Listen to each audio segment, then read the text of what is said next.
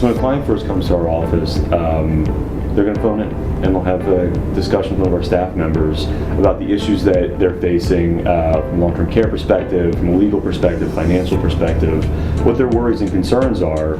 And based on that conversation, if it's appropriate for them to come sit and meet with me, the consultation we schedule. They'll come in to the conference room, we'll spend a couple of hours together talking about really what the issues are, trying to get to the bottom of what their worries are and their concerns are, knowing that I'm going to have to fill in some of the blanks because they haven't looked around corners that we've already looked around. And then based on that discussion, I come up with a loose plan. How to get the best care, how to make sure we can protect resources to pay for it, hopefully without going broke. And then a couple days later, they're going to meet with Kathleen, wherever mom or dad or their loved one is, for that initial assessment. That's where she takes over.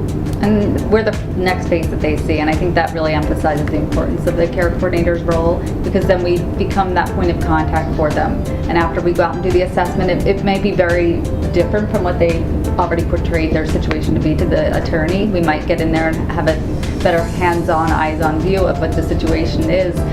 And we can come up with a plan based off of that initial assessment. And given the recommendations that we have, the care that we put in place along with the family, that's what drives the attorney's plans from a financial standpoint. So the first thing I'll do is look at Kathleen's recommendations so I know what the care's required is going to be, how much it's going to cost, and how we're going to figure out a way to pay for it.